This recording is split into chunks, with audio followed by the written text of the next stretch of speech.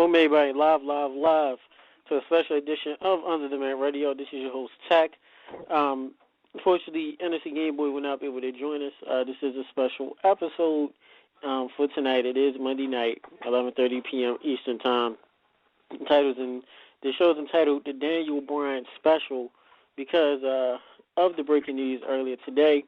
And those who just watched Monday Night Raw live, or those who will watch it later, to see Daniel Bryan formally and officially announced his retirement in the world of wrestling.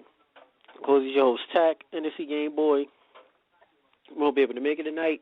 You know, he's a little tied up, taking care of some business. But who I do have with me is, of course, my other co-host from Wrestle Black and White on Thursdays, Angry Mark. How you feeling? I'm feeling good. This whole Daniel Bryan thing is kind of it's a big letdown. I mean, I guess the writing's been on the wall, but I guess there were some things that went down that a lot of people didn't know about, and now it looks like a real retirement. It doesn't look like a retirement to get out of the contract. Yeah, definitely so. I was a little late getting the news because, getting off my other job and got the news from you and from a whole bunch of other people. Let me know that he did announce his retirement earlier. I do know that media assistant, so a team will be joining us later. I know other correspondent, Toph, will be joining us. And, of course, a couple of people will be calling in, sharing their thoughts on Daniel Bryan and working with him, or even meeting him. Anybody that's listening wants to call in, talk about your thoughts of Daniel Bryan's retirement, your memories of Daniel Bryan, him wrestling in WWE or RH or anywhere else, call in at 347-677-1862. Of course, you can follow the show on Twitter at Tech_UTMR. You can follow NSC Gameboy. Hit him up on Twitter at NSC Gameboy. If he says please spell it correctly. Of course, hit up Afro Century Queen, female assistant, at Butterfly206. That is BUTTAFLI 206. LSL Security at LSL Security. Of course, the Chuckster. If you need to email us at underthematradio@gmail.com. My Instagram is underthematradio, all one word. YouTube is Under the Mat Radio as well. Same thing with Facebook and our like page. Angry Mark, of course, we already know. You don't have social media, but it's all good. We'll cover for you. But bringing in now, of course, we have a correspondent, Topher, is with us. How you feeling, man? All right, I'm doing okay. How you guys doing tonight? Doing fine. With the breaking news. Before we let a couple of callers in, Daniel Bryan announced his retirement. I do know some people was just contacting me, hit me up, thinking it was going to be at work, but sadly it wasn't, especially when Raw runs over for a good 15, 20 minutes, and just telling how things are, just set up, it was just pretty legit. And you had John Cena tweeting and Roman Reigns and everyone else tweeting about the retirement. That's when you pretty much knew it was legit. And it wasn't, as some folks say, bastardized. It wasn't a Mark Henry swerve or any other swerves at all. But I'll start with Angry Mark and then Toph. Start with Angry Mark first and then Toph. Tell me your thoughts when you got the news today, and your thoughts of Daniel Bryan's, I guess you would say, farewell speech or retirement speech tonight. Well, I was skeptical at first about the retirement just because of what my source at WWE told me over a week ago. So during the speech, Daniel revealed that he was seen by another brain specialist, and there is some type of damage there. I think wrestling has lost a great talent. When has a talent like Daniel Bryan had such a momentum behind him that they had to change their programming at WWE because of one man? We're talking about a guy who is like David and Goliath, you know what I mean? He's always going up against the machine. He was always out there giving 110% every night in the ring. And I'm not sure if we're ever going to see that guy who's going to motivate non-wrestlers, because that's what he was. He was a guy that when you saw him, when you met him, he was an inspiration, inside and outside the ring. And WWE needs to keep him on in some way, shape, or form as a full-time ambassador for the brand, even though in the back of Vince and Triple H's head, they're grateful that he's not wrestling anymore. That way they can't screw up their programming. Right. But right. I truly believe tonight was, they let him basically have as much time as he wanted, like The Rock. Say what you want, get it out. His mom was there, his sister was there, Brie came out at the end. It was a great moment. Got everything off his chest. I wish him the best. I look forward to what he has to do in the future. And go bang your wife, Daniel. Brie's hot. Yeah, she is. Yeah, I would prefer Brie over. What's that one, Brie and Nikki? But I couldn't tell them apart until one of them got a brush job. That's beside the point. I agree with you, Mark. I did agree. The Daniel Bryan segment was very heartfelt. You could tell it wasn't scripted. Another thing, T-Fall's little keynotes that I knew it was legit. Like you said, seeing the tweets from Cena, from Roman Reigns, from different people.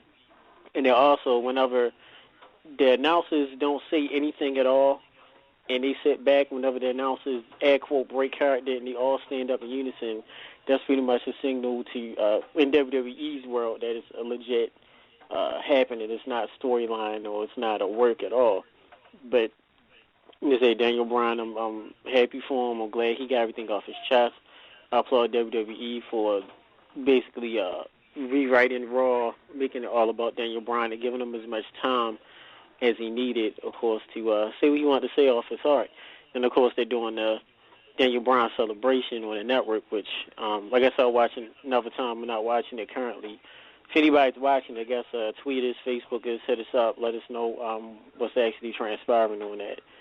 Toph, your thoughts on the news of Daniel Bryan and Daniel Bryan's announcement on Raw? I heard about 2 weeks ago that he had basically been visiting other doctors and they had cleared him. And then I heard about 2 to 3 days ago that he visited a doctor, I think the Thursday before the Rumble, to get himself reevaluated, and then they found some brain damage there that they didn't notice before. And I read a report that said that it may have been Bryan's decision to call it quits and not a WWE or a Vince move. And when they announced it earlier today, I didn't think it was a work. It wasn't Triple H or Cena or Roman. That wasn't really what made me think it wasn't a work. But I knew it was legit when Cody Rhodes, if you go on WWE's YouTube account, they often have clips they upload on their YouTube account. Sometimes they call them WWE.com exclusives. And Cody Rhodes, he basically broke character and talked about how he was good friends with Daniel Bryan.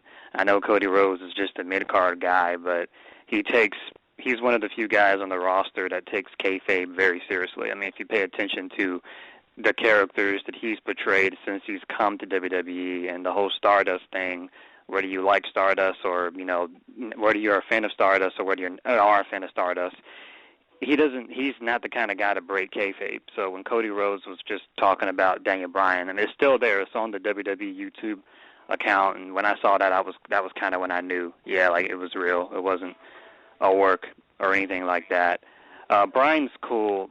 My only real regret about Bryan was I feel like WWE, I feel like Bryan is one of those guys. I think that Vince and WWE never really truly appreciated him for what he really was and what he brought to the table until they were kind of forced to. They never really, the way they booked him, the way they used Daniel Bryan, you could tell that they did not see him literally on that level, and the fans legitimately had to hijack the shows for Vince or Triple H or whoever was in charge just to see, wait a minute, that we have something with this guy. I'm not particularly sad about Daniel Bryan. I'm going to miss him as a wrestler. His matches are very entertaining. But am I sad like that he's not going to be wrestling anymore? No, because he had a good career. He accomplished his dream. He got his WrestleMania moment. As CM Punk said, he got his moment, and they can't take that away from him. And I think a lot of fans, it's kind of harsh, but a lot of fans need to realize that a lot of wrestlers in the business, unfortunately, they don't get that kind of send-off. They don't. How many times do a lot of people, their career runs down and they're just kind of quietly dismissed? You see a report about it, like so-and-so is no longer an active performer, or, you just don't see them anymore. It's very rare for a wrestler to get a send-off, much less in their hometown. So Daniel Bryan got that. He got that closure. He had his chance to say goodbye.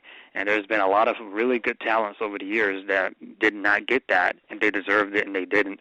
And Daniel Bryan got it. He's in good health. I mean, he looked really good today. Bree looks good. The family looks good. So I think he's just going to, be a family man. Like Angry Mark said, I would not mind him being some type of ambassador, showing up every now and then to make an announcement or something. That would be cool. It would be nice to see him. I could definitely see him transition into a kind of like a commissioner, Mick Foley kind of role, like during the later Attitude Era days. I could definitely see him doing that. But right now, I just think he's just content with just being with his family. So, but yeah, he was a good wrestler, really entertaining. Love to watch him. I'm going to miss him in the ring, of course, but I know that he's accomplished as much as he could do. He's a former world champion. He had his Mania moment. So, he fought against the machine. He did the best he could. So all we can really do is, just thank him and feel grateful. Yeah, that is true. I say definitely on my end that, I was a little shocked. Like I said, I got the news late for getting home from work and getting the news. I was shocked that Daniel Bryan was, and like Angry Marks, I was bummed out. I do know we spoke last week on the initial plans of how WWE was going to use Daniel Bryan for Mania. And, of course, with WWE being at that current state of lack of stardom, Daniel Bryan was the only saving grace in a way. But sad to say, with the Cenas being hurt, and Rollins and Ortons and so forth and so on, and now you have Daniel Bryan, who's out definitely because he had to retire, that really puts, WWE in a, air quote, you would say, pickle. And like I said, I was just a fan of Daniel Bryan. I was a fan of Daniel Bryan, of Bryan Danielson from ROH, and I have his classic matches with Nigel McGuinness and Samoa Joe, and wrestling Nakamura and Marufuji in Japan, and he just had so many great matches. And even way before WWE, I just thought he just was a great wrestler. And in ROH watching him, I said, he'd be a great wrestler. I just don't know if he would work in WWE because I didn't think he really had that kind of charisma. But once he got to WWE, and like Daniel Bryan mentioned, where the fans got behind him, it was meant to be. He's not WWE's mold, of course. Neither was Mick Foley, neither was CM Punk, and we can go down the list of people that's not WWE-esque mold. But when the fans get behind you and you have a strong fan base, ultimately the fans win. So definitely had a great career. One thing I want to turn to, ask real quick before we bring in our caller, is the style that Daniel Bryan wrestles. Or should I say wrestled? A lot of the older wrestlers, of course, we've had on the show, we've interviewed, you heard them on other, interviews, the art videos, the kayfabe commentaries, the hot spots, where they would talk about how their ring work, how they worked safer back in the days, and they could wrestle longer and still be in better shape, and where the younger guys, they're called the spot monkeys, or they would be more athletic, which ultimately hurt them physically down the long run. Which I mentioned to Daniel Bryan. Of course, we know he was very physical, very legit, very fast-moving, and his style of wrestling was very, I guess you would say, strong style. Do you think ultimately, looking back on his career, do you think overall that ended up hurting his career in the long run because it stopped him and kind of ended his career prematurely? Or do you just think that he was just better off just wrestling the way he was? I mean, did you all wrestling a better style? You can let Angry Mark go first. Yeah, my opinion on that is you can't change a person, okay? They're bred to wrestle a certain way, and that's how they're going to wrestle. Daniel Bryan had his style. It was his way, and he had a chance to do it for 15 years of his life. I mean, how many people can say that they went to work every day for 15 years and did something they loved? So for him to change his style, he wouldn't have been the same guy, you know? So in my opinion, did his style hurt him? No, because he got to do it for 15 years. A lot of guys in this industry don't last 3, period. Whether it's, bad creative, they just can't get over, or whatever it is. He got to do this for 15 years. Ring of Honor, New Japan, WWE, what more could this man have done in 15 years at the highest level? Now the question is, does Daniel Bryan headline the Hall of Fame next year? That's my question. This is a good point. I agree. We've been told by people, the way they wrestle today, and it shouldn't be like this. But at the end of the day, things change. The wrestling changes. Everybody's style is different. What worked in the 80s worked in the 80s, worked in the 90s, worked in the 90s. What worked in the early millennium worked in the early millennium. What works now in the second decade of the millennium works. I mean, of course, some stuff changes and always good, and you can incorporate some stuff from the older generations that could help now. But Daniel Bryan is Daniel Bryan, or Bryan Danielson, or American Dragon, whatever you want to call him. He's who he is and known for who he is, and got over for being who he is because of how he wrestled. And if he wrestled like a Greg Valentine or a Brutus Beefcake or a Bruno, that wouldn't be him. It wouldn't have worked.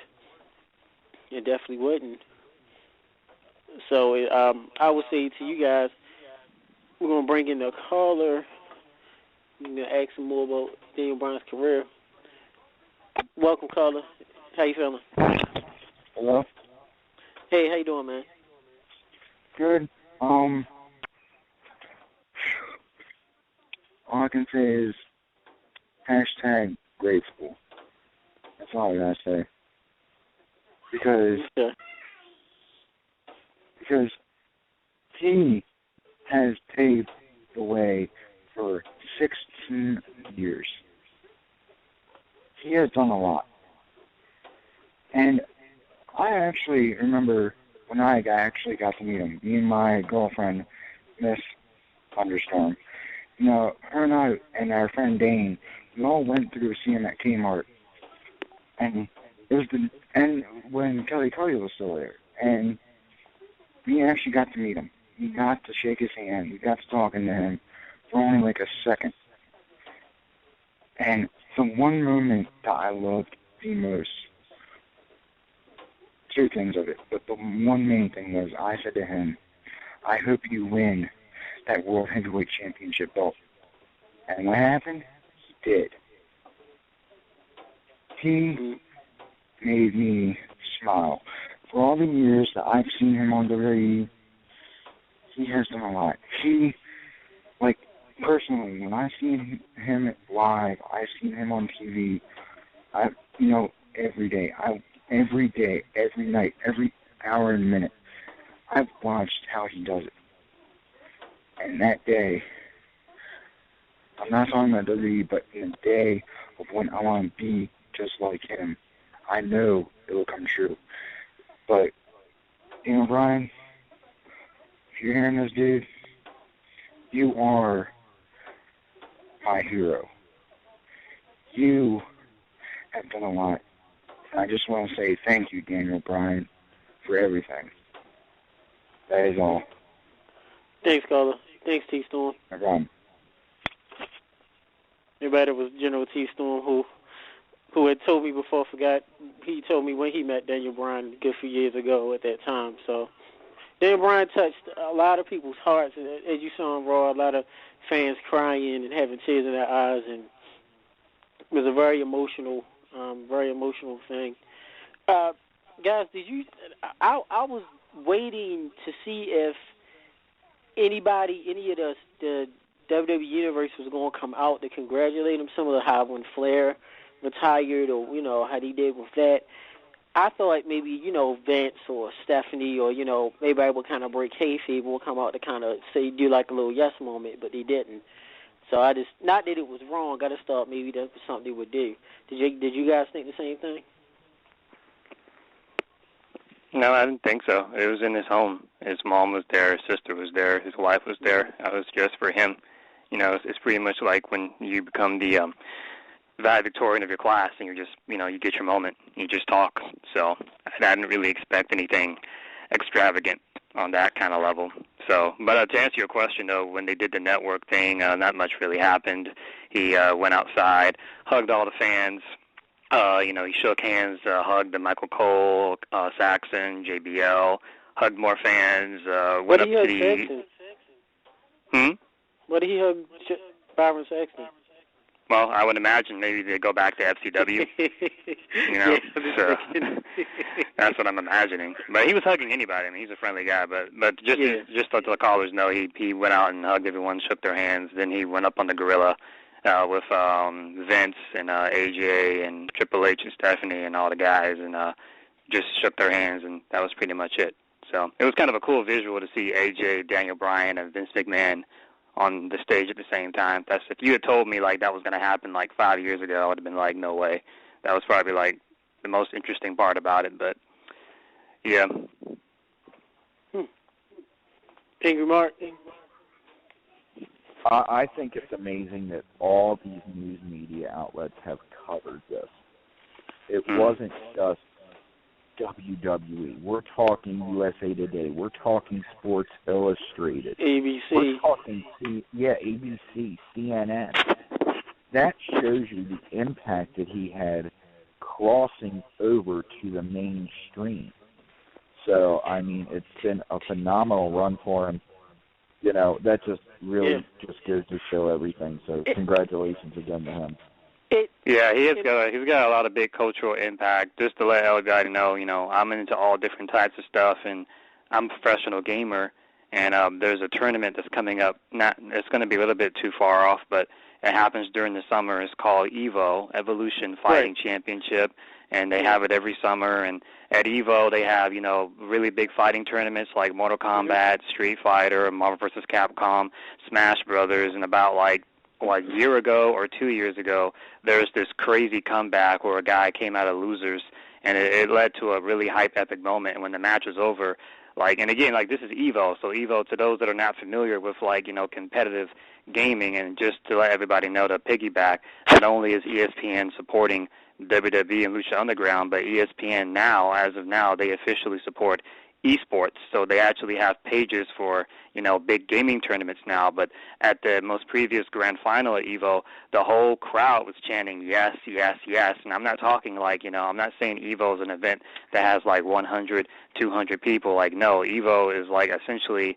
the gaming tournament at WrestleMania. It's the biggest gaming tournament of the year. Thousands and thousands and thousands of gamers. I'm talking 5,000, 6,000 plus people. I'm not even counting the spectators and the news media people, and they're all out there chanting yes, yes, yes, yes. And I'm like, wow.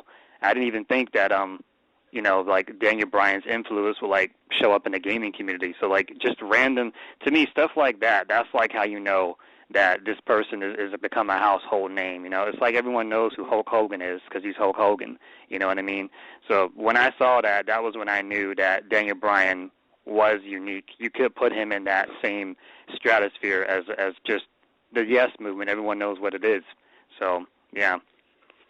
It's like I said, anytime you see other professional athletes doing your taunt, doing the yes or the what or the Stone Cold or doing a Hogan, that's pretty much when you cross streams. They do the yes movement in baseball games, in football and baseball, and hockey, soccer.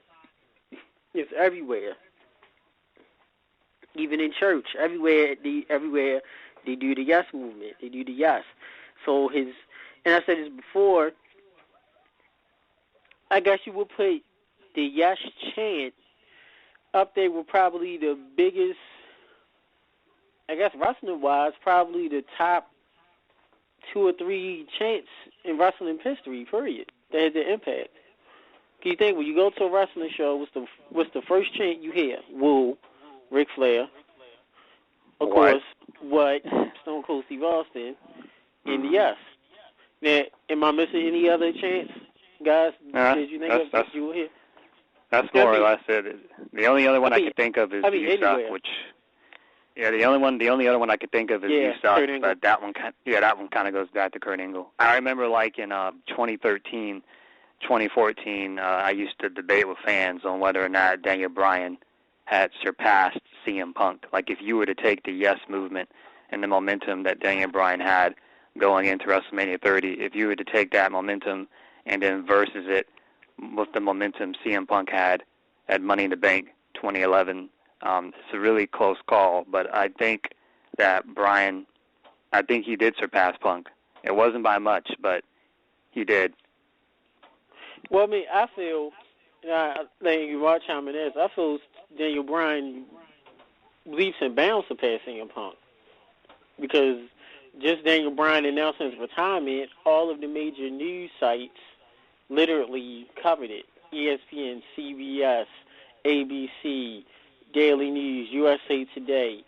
Every major media will cover it.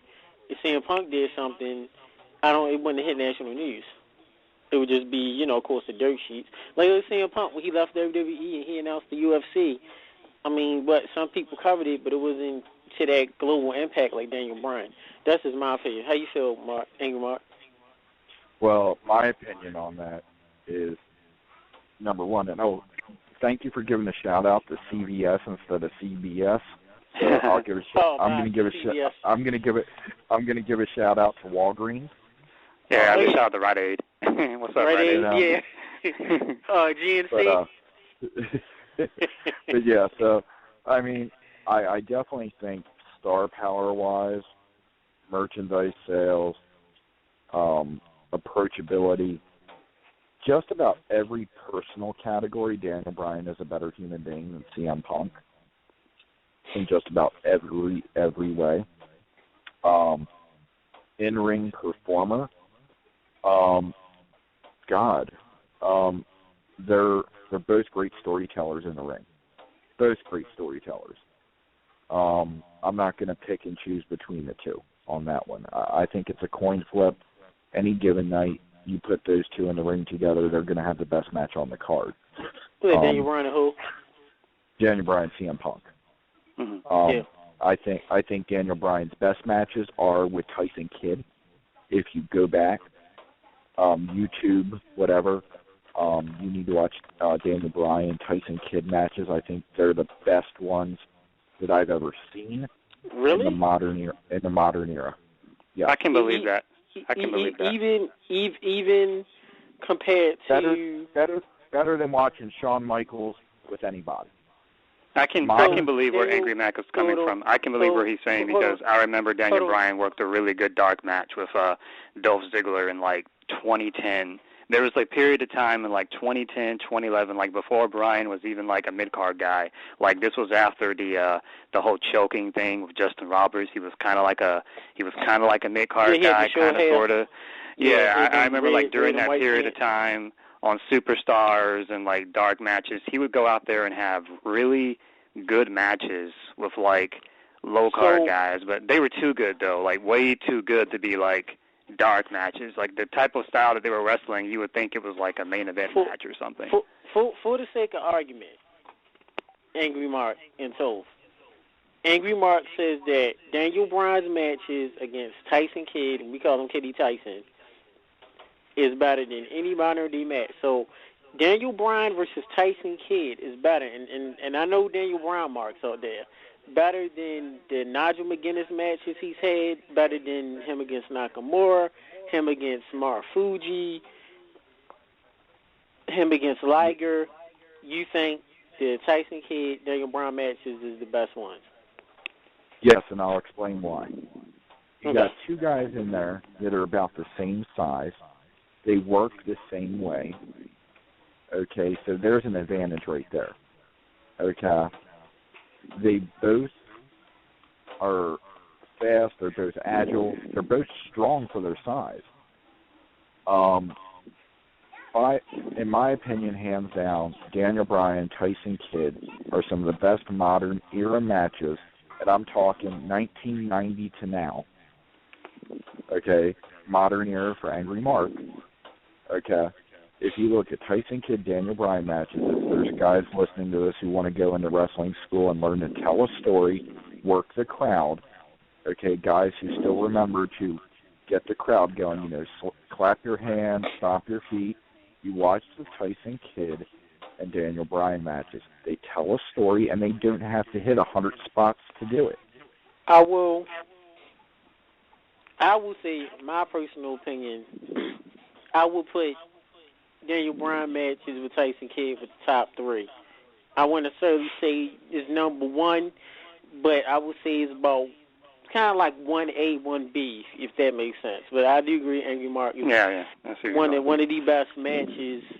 And not to go off topic, because I don't want us to go off topic and talk about this whole off-topic subject when I mention this. It kind of shows the strength and the weakness of WWE, to where you have some talents that are so talented and that can really wrestle, like the Tyson Kidd. But yet, you rarely ever get to see them work. You get what I mean? If you're not at a house show, if it's not a live event, if it's not a pre-show, you won't ever get to see how talented Tyson Kidd is. I mean, I know Angry Mark, no Toph, but the average fan, or the average watcher would have no idea. Yeah, and that's kind of one of my issues. Not to get off topic. That's kind of one of my issues with New Day, because the New Day, they go and do all the crazy stuff that you kind of forget that Kofi, and especially Xavier's actually very good in the ring. And a lot of times when they keep doing those shenanigans, you can kind of forget that. And I don't like that as a wrestling fan. And even the preview, what you watch this interview on the Under the Mat channel on YouTube, is when we interviewed Justin Gabriel. And he said the same thing. And matter of fact, this is probably a week away. This is the same week that Tyson got the neck injury. Because Justin Gabriel told us he had just texted him. And Justin Gabriel mentioned how he was able to wrestle. We actually got to see how good he was in the ring. He mentioned how the same thing to us, that you really don't get to see. He wasn't really able to really work like he wanted to because of the WWE style. You can't do this move, you can't do that move, you can't do this, you can't do that, blah, blah, blah, blah. So you really don't see these guys' talent. So you see a dark match, a house match, or sadly, if they get cut, you get to see them at your local indie events or other these big old conventions. So, just a little preface. But I agree with Angry Mark. Anybody on YouTube, Tyson Kidd. One more thing, though. Daniel Bryan, you got to remember, he learned how to sell to the crowd. He learned in-ring psychology because of his trainer, Shawn Michaels. Mm-hmm. People got to remember this. Shawn Michaels, when he had that wrestling school, it was like, I believe, $1,500 just for a damn phone call. Back in the late 90s, when everything was about capitalizing off a phone call. Daniel Bryan. 1-800. Daniel Bryan. Yeah. The WCW hotline. Shout out to 1-900-909-9900. Dude, I didn't even know who you're talking to on those 900 numbers. Sorry, bro. We're talking about Daniel Bryan. Actually, right? That was WCW hotline. But you probably was drunk and didn't remember. Sure. 1-900-909-9900. And then Gene would kill time for 5 minutes to purposely make the bill higher. So big credit though to Shawn Michaels. I really want to hear what he has to say about the Daniel Bryan retirement. That's somebody I'm really looking forward to hearing from, whether it's a press release or whatever it is. I think Shawn Michaels needs to say something about this. Yeah, and I don't care about confusing. them. It's very confusing, the Shawn Michaels thing. I know the story that Angry Mark is talking about. It is true that he went to a wrestling school shortly after Shawn Michaels retired. But as far as the submission grappling and all that other stuff, William Regal taught him. So there's always, I remember CM Punk made that controversial comment, I think when he was on commentary, where he said all Shawn Michaels did was like take money from him or something. But yes, Shawn Michaels did teach him the storytelling aspect of it. So I like to think of it that Daniel Bryan had two mentors, two teachers, you know. So. And Daniel Bryan did give a huge shout out to William Regal tonight. Yeah, he did. He did. You know, so he acknowledged the fact of William Regal. You know, a lot of guys have acknowledged William Regal over the years. So Regal and the Big Wiggle. And another person, Norman Smiley, yeah. And another Big person who's now getting more cred for training and producing and agenting, Joey Mercury. Joey Mercury, yeah. Who he's good too. Was it who was it? Who were the guys we just had on the show that said his training was like hell? Gosh, who did we just have on the show? We just had him on the show. Don't ask me, man. I can barely remember what I did at 5 o'clock. I know who it was. Brad Maddox. Anybody listen to the interview, an hour-long interview with Brad Maddox? He said how Joey Mercury was great, but he was pretty much like a drill sergeant. He put you through hell. And from listening to Jibble's JBL's interview with Road Dogg, from what I've heard from other people, Road Dogg is the same way. Well, just a list of former students that went to Shawn Michaels, who is a buddy, Baby MJ calls him Michael Shawn, which really is his real name. Michael Shawn's Texas Wrestling Academy. Former students and graduates such as, of course, Daniel Bryan, Brian Kendrick, a good old buddy Hernandez from TNA, Shawn Hernandez, the late Lance Cade, Matt Bentley, who currently is in Raw RH, hardcore legend Masada, Japanese greats Milano Collection AT, Paul London. Not sure who Veronica Stevens is, her, and that's pretty much the known, pretty much known graduates from the Wrestling Academy. And shout out to, and I know this is going to be off topic, guys. This is some comedy on a sober subject. Jose Lothario. Oh, no. Oh, my gosh. Dude, speaking of Shawn Michaels, Jose Lothario taught me what selling was. I legitimately thought he was having a heart attack. This was before your Rumble. Was that Rumble 96? Was it when it was in Texas when it was Sid against Michaels? Anybody? That was 97. Yeah. 97. For comedy gold, please, Angry Mark. I'm not sure if you was around in those years, in the wrestling days.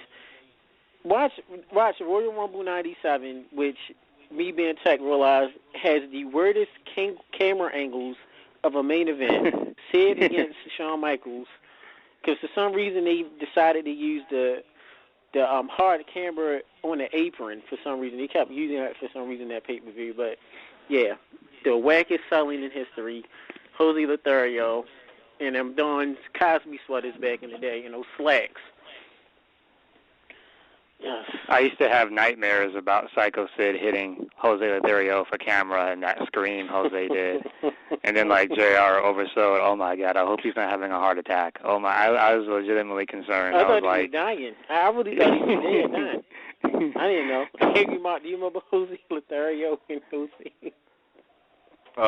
No, I truly do not remember. I mean, you got to remember, the late 90s were kind of a haze. Okay, so. What happened to him anyway? Where is Jose Lothario? I want to interview him. I'm sure he's still alive. I remember looking him up like a year ago. He just disappeared from TV. Did he get an official write-off of TV? I don't even remember. No, he just disappeared. Remember in the 90s you didn't get it wasn't no write-off. You just disappeared. You showed up on Raw or Superstars and you just disappeared. On Nitro. You just disappeared. Hall and Nash. If it wasn't for the fan cam on WWE, they just disappeared and it was on Nitro. Look at Steven Richards. Look at Steven Richards, Mike Awesome. Those that kind of flip-flopped. They just showed up on Raw one day and then showed up on Nitro. He was in Raven's flock one day, and then next thing I know, I turned on WWE, and he's in a suit right to censor or something. Right. So. I do want to mention very well-known wrestling publicist and work in the business, Mark Crisco, sent this, listening to the show about Daniel Bryan. Said, very saddened by the retirement of Daniel Bryan. I'm really glad he had his run in WWE. A lot of the others in ROH and his buddies weren't so fortunate. Hopefully, my buddy Daniel Bryan doesn't have too much brain damage. Working in the WWE does take its toll, and I'm glad he got to see the promised land in WWE. I think and then side really note, he also said side note to also Nigel McGuinness, to where Nigel McGuinness really had to look, but of course he what was the guy's Nigel McGuinness said? Did he have he had some kind of blood disease? Yeah, it was a blood discrepancy of some blood sort. Discrepancy it was really unfortunate, and I love him to death. I'm not trying to throw shade at him, but Wade Barrett is very, very, very. He lucked out there, because if that blood thing had never happened, if WWE had signed Nigel, Barrett would have been gone a long time ago. Yeah, I agree. Angry Mark, what was your thoughts? What are my thoughts on what? What's the question? Oh, this in general with Daniel Bryan, and they even mentioned with the blood thing with the Nigel McGuinness. If they didn't do the whole blood testing, Nigel McGuinness coming in, do you think Wade Barrett would even got a chance? I'm not worried about Wade Barrett. I mean, I think tonight's all about Daniel Bryan. I think this show, tonight is about Daniel Bryan. I care less about Wade Barrett. Okay, he can go fuck back to England. Go sit down. All right. I think, but here's what I'm thinking. Daniel Bryan, everything that he brought to the ring and outside of the ring. Okay, while Cena was getting all the publicity from Make-A-Wish, Daniel Bryan was doing just as many. Okay. Yes. So big shout out, for charity work that Daniel Bryan was doing. Why Mr. Four Kids, was just doing it to get more publicity. Daniel Bryan was doing it, because he wanted to do it. Daniel Bryan was very influential on the Connor's cure. Yeah, I was mentioning that. Yeah. Okay, so he's one of the main reasons that Stephanie who decided to form the nonprofit. Okay, so I mean, Daniel Bryan's career has really not just been wrestling, so to speak. Wrestling has been the platform, but now I can see him really, really getting into reality TV. I see a show strictly based on Daniel and Brie. Yeah. For the E Network. Yeah. I see it. I think it. It'll also provide for them, more stability. I'm sure Daniel Bryan negotiated if he had to retire, because he didn't have to retire. He could have sat on the injury shelf and still collected his pay. Okay, it's what's called the downside of a contract for people who don't know the business. You have your in-ring money and you get your guaranteed downside. Every wrestler who has a full-time deal, that's what they get. I'm sure Daniel negotiated a buyout to get his retirement, because retirement's the only way to get out of a contract. Period. He could he like you said, Angry Mark, and I was thinking this too, is the post, like the WWE's post game shows, the post career of Daniel Bryan. Like you said, he can do tons of appearances now. The Comic Cons, the Wizard Worlds, the Otakons, all these other conventions.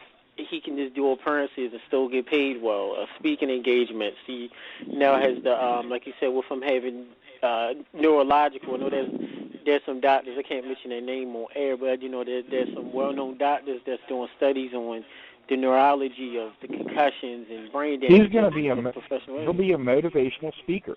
Right. He's exactly. he's go the DDP route. He'll get $10,000 to $20,000 to show up and be a motivational speaker. Okay? Yeah. And he'll get booked 4 times a month. Okay? He's still going to make people. in the big scheme of things, yes, he cannot wrestle for the rest of his life, and he's, 34 years old? 35. Okay? 34. He's 34. So, yeah, he has another 35 years to go.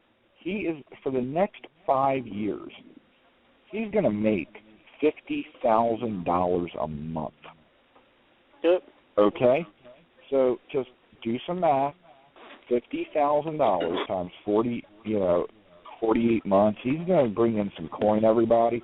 So, Daniel, if you're listening, hey, man, my bar tab, hook Angry Mark up.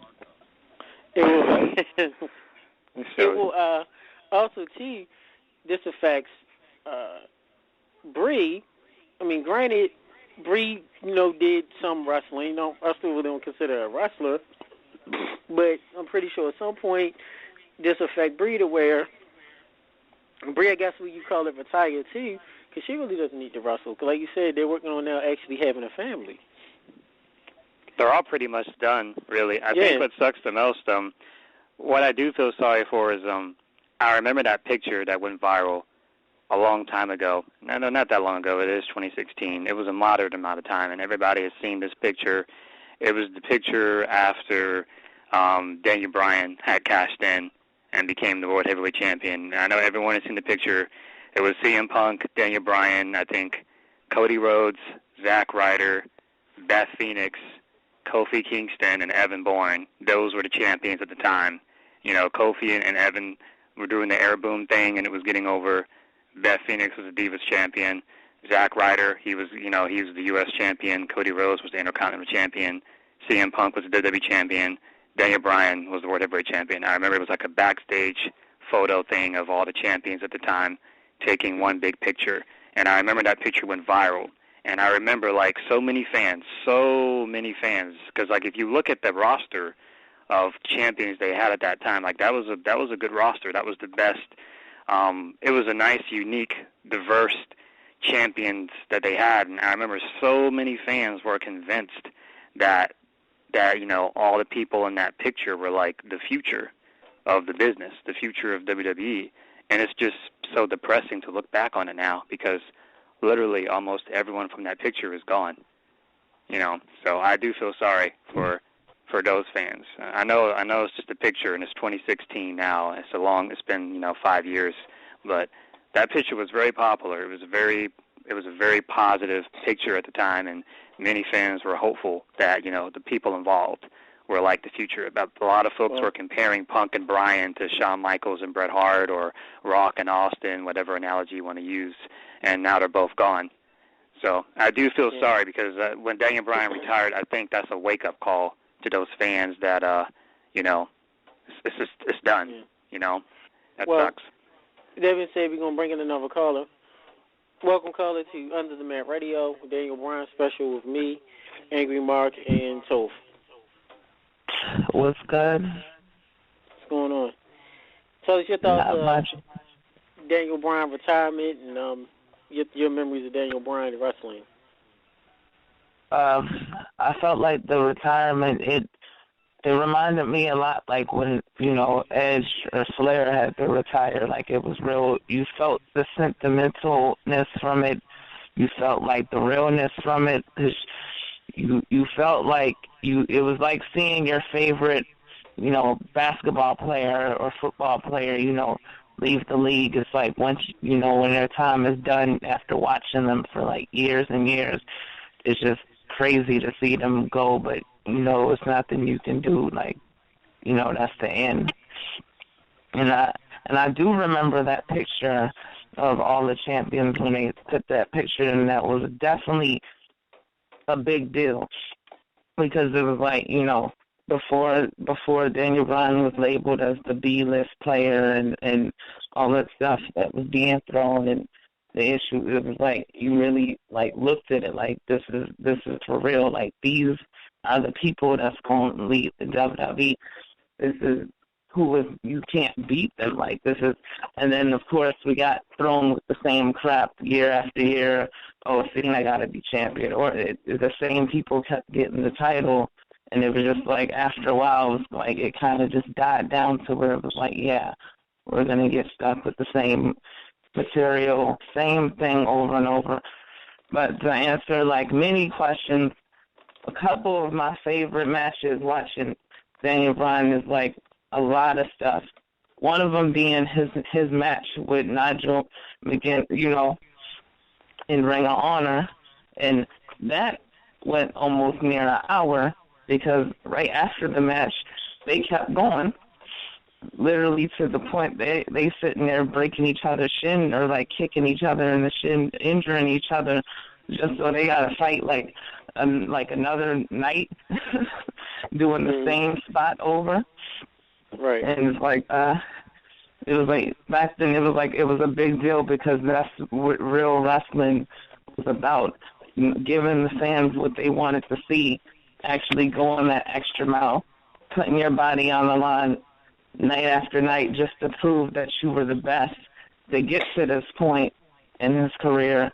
I think it was like a big deal putting in 16 years plus, wrestling all over the world against and just about anybody. Kenta, for one, is a big deal, and having him and Joe, who are real good friends, it's kind of sad that they got to watch somebody they wrestled with for a long time have to walk away from what he loved to do.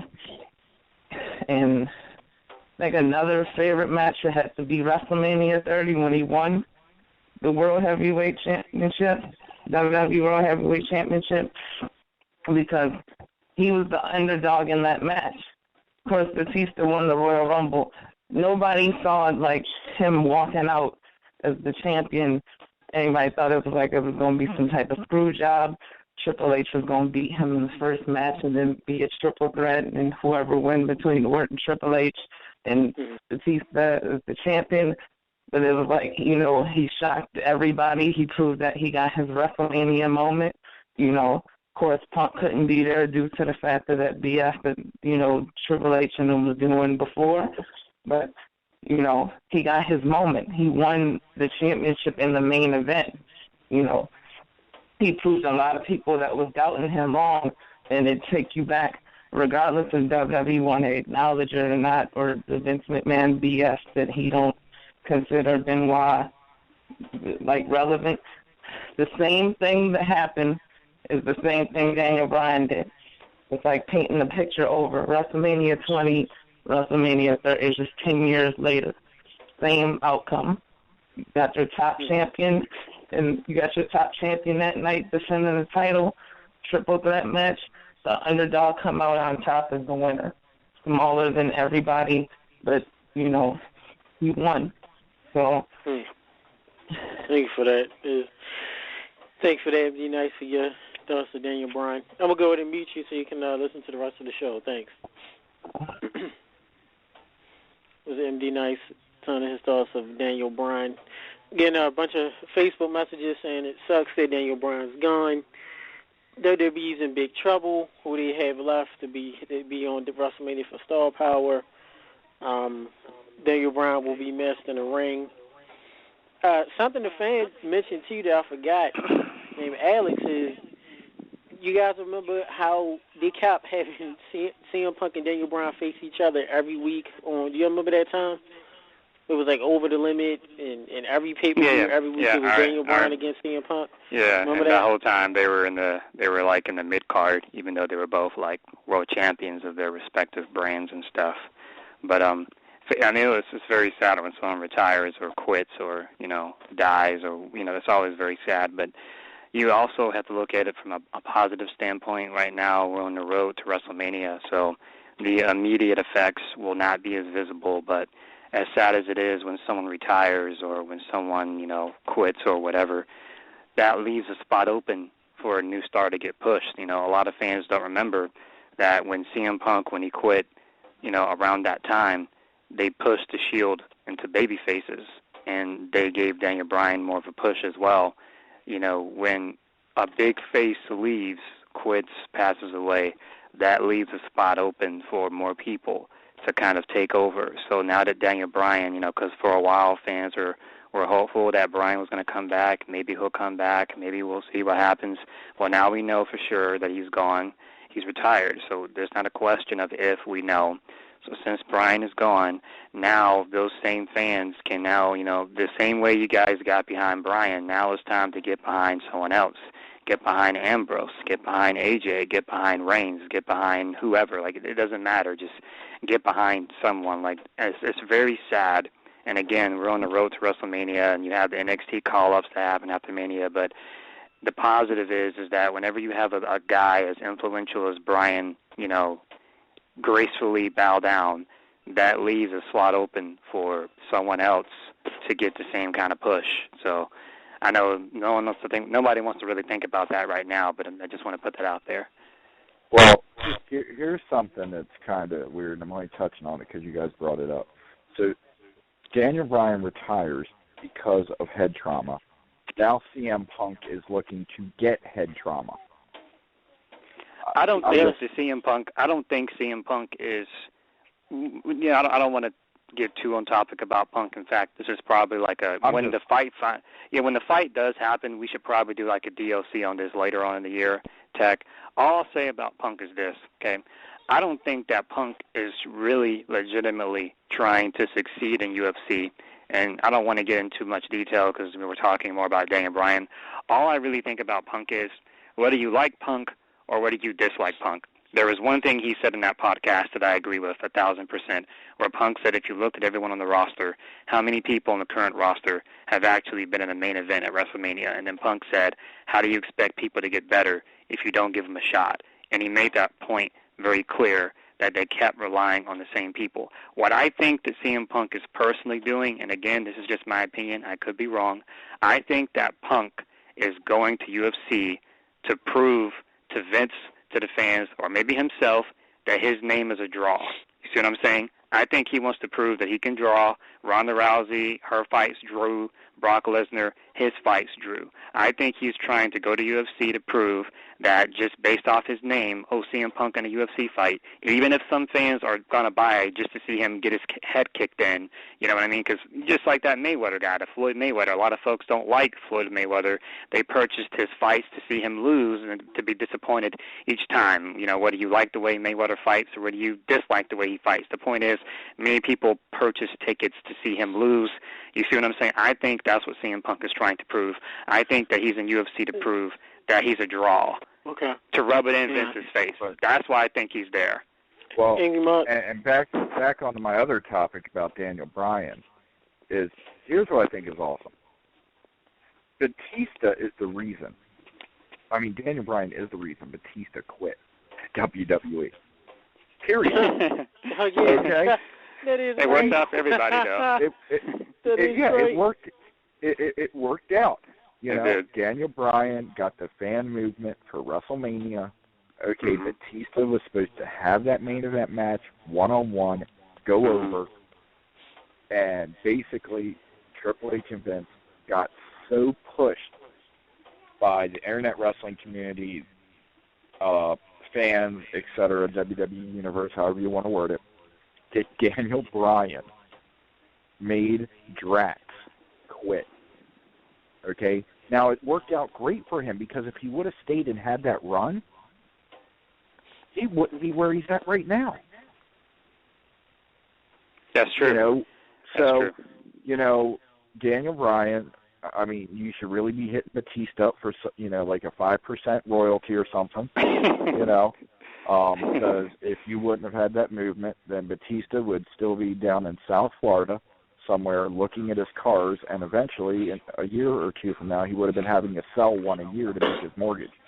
Now, man, you know who Daniel Bryan should really be thinking? He should be thinking Sheamus. That's who he should really be thinking.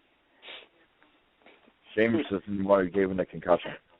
Sheamus is the one that started the movement to begin with, though. Yeah, he did. WrestleMania. He was the one. See, WWE, I get it, WWE propaganda. He won the world title at WrestleMania 30. Great for Bryan, but I'm sorry. WrestleMania 30, to me, the first thing I'll think about is the streak ending. when Bryan really started to catch fire, and I was there. I was at WrestleMania 28. WrestleMania 28 was in Miami. For those of you that do not remember what was going on, they were doing the Rock Cena thing. Remember, they built that up for a year. While they were doing that, they were doing the Triple H Taker End of an Era thing. While they were doing that, they were doing the CM Punk Jericho Best in the World versus the Best at What I Do. So that card was stacked. But around that same time, Daniel Bryan was on SmackDown. He was World Heavyweight Champion. He was getting the yes thing over, and fans were catching on to it. Fans were catching on. They did Daniel Bryan versus Sheamus at WrestleMania 27. It got de-pushed to a dark match, and then it became a Battle Royale. They did the match again at Mania 28, and then they were really high on Sheamus at the time. For whatever reason, they did the 18-second thing, and it totally backfired. It completely backfired, because when they did the 18-second thing, they were trying to get Sheamus over. I was at that show, and when Sheamus beat Bryan in 18 seconds, fans were pissed. If you guys don't remember WrestleMania 28, go on the WWE Network and watch the show. When that match was over, they were chanting Daniel Bryan the whole night. Because I remember the very next match was Kane Orton. They were chanting Daniel Bryan during that. They chanted Daniel Bryan doing some random Divas tag match. They finally calmed down a little bit during the End of an Era. And then the very next night, that was when Brock Lesnar came back. Daniel Bryan was like the most over guy on the roster, and he wasn't even on the show. He wasn't even on the show. That was what really started it.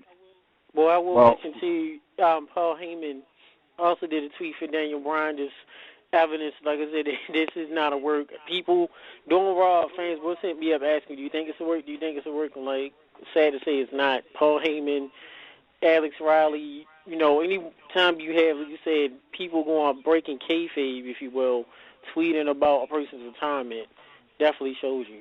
And Paul Heyman just 2 minutes ago just did another tweet about Daniel Bryan, thanking him for what he did in the industry. So this point too, not to keep on a sober note, Toph, you put up a status a few days ago on Facebook, and it's something me and you talked about off air too, is this year, when it comes to athletics or sports or just pop culture, sucks. But we're not even a full 2 months yet. We're not even a full 2 months into the new year. And we've lost so many legends of music, movies, people are retiring, people are getting injured. So far this year, guys, when it comes to what we do media, I mean, granted, of course, us being media, of course, stuff like this happens. We have things to talk about even more. But this year so far, I don't know about you, but I feel this has an eerie feeling. It's like, what's next? Then Brian retires, people getting injured. You got, wrestlers dropping dead, overdoses. People being diagnosed with cancer. It's crazy. I don't know what you guys thoughts, but that's how I feel. How do you feel? There's three deaths that I fear for. Two of them, I'm gonna legitimately be sad. Now, one is Bob Barker. Love Bob Barker. 2, Stan Lee from Marvel. Love Stan Lee. 3, I will admit I don't care for him anymore. But if something was to happen to him, it would cause a big deal. 3 is Hulk Hogan. Hulk Hogan, I'm very paranoid about. And the only reason I'm paranoid about Hogan is he comes from that era where, unfortunately, a lot of the people that he was with, like Warrior, Savage, Rude, just a lot of folks from that area, they're gone. The 80s got hit hard last year. And Hogan, he's like one of the few guys. He's one of the few guys left, and he's done steroids and all the back surgeries he's had. It's just, I don't want anything to happen to him. I'm not wishing death on him, but I'm paranoid. I'm like, it's like he's one of those guys where it's like I'm just waiting for it any day now, and it doesn't happen. So, Yeah, Angry Mark. So, what do you guys think? Do you think the WWE will honor Daniel Bryan by letting Brie win the Divas Championship at Fastlane and then maybe lose it the following night on Raw? I doubt it. I don't think so. But I think what she'll do is they'll probably, I think what they'll do is they'll let Brie have a competitive match with Charlotte. Because if that match, let's be real here, we've seen this match on Raw several times. Too many times, and it would be like 2 minutes. I see this being a competitive match with Brie maybe putting in a no-lock, maybe. Let's be honest here. Is it really going to matter if Brie wins or not? if Bree wins the title, are we really going to think it's for Daniel Bryan? I mean, it's granted it would be a nice little gesture for WWE, but I don't think it will matter. I mean, you let Charlotte still win, like Toe said, let her have a little competitive match, and that's it. You know what I mean? Just let Bree have a competitive match and let her go home with Daniel Bryan and have little lumberjack babies and little lumberjack kids. I mean, I don't want to wish harm on anyone. I mean, even though I'm not really a fan of the Bellas or anything, I wish for the well-being of everyone. But just from where I'm standing, it seems like they're done, really. So if Daniel Bryan is done, then and Cena's already said himself, there's really not much left for him to do. I mean, Cena's in great shape, of course. So if he wanted to, I'm sure he could go another 10 years. But he himself has said in interviews he doesn't really have much left to accomplish. You can see Cena showing a little bit more interest in other projects. I give Cena 5 to 7 years tops. I think the Bellas are really on their way out. I think she has four. Yeah, I think Bree's going to have a competitive match against Charlotte, and she'll just disappear from TV. And we'll, I guess we'll see him on Total Divas, or like you said, Angry Mark, like a show based entirely on Bryan and Bree. I could definitely see that on E-Network. You know, they just quietly go into the sunset, I guess. Daniel Bryan, he can be on Shawn Michaels' hunting show. His hunting show that Michaels has. They can go hunting together and fishing together. Daniel Bryan could be on Stone Cold Steve Austin's podcast now. Actually, if Daniel Bryan grows his beard back out, he can be on Duck Dynasty. Mm-hmm. Yeah, that's true. There you go. Just saying. I'm not sure if you missed the point I made is, do you agree with this year so far pretty much done sucks as far as athletics go, with people retiring, being diagnosed with cancer, people dying, falls in the world of sports and entertainment? It's been a bad year so far, and we're only in February. Scary. Okay, so I mean, now in hindsight, for the WWE, come June through September, a lot of talent's going to be coming back. Cesaro might be coming back earlier than expected. We look for Cesaro to come back possibly as soon as right after Fastlane. I don't know what kind of pills he's taking, but something's working. So shout out to HGH. But, you know, something's working there to get him back to where he needs to be. So, yeah, it's been a bad year, you know. But, you know, I definitely see the Daniel and Bree show. You know, he lives an interesting life. Okay, Mr. Vegan, I like to live off the land. I'm a super recycler. I mean, they have an interesting life. So if the Kardashians can have their own show, I don't see why Bree and Bryan can't. So. Exactly. But yeah, so I think in closing on Daniel Bryan, you know, congratulations, 15-year career, you know, Ring of Honor, New Japan, WWE, main event WrestleMania, make Batista quit, make Triple H suck up his pride, make Vince suck up their pride, put you over, and just remember this. He never lost the World Heavyweight Championship, and he never lost the Intercontinental Championship. That's Shawn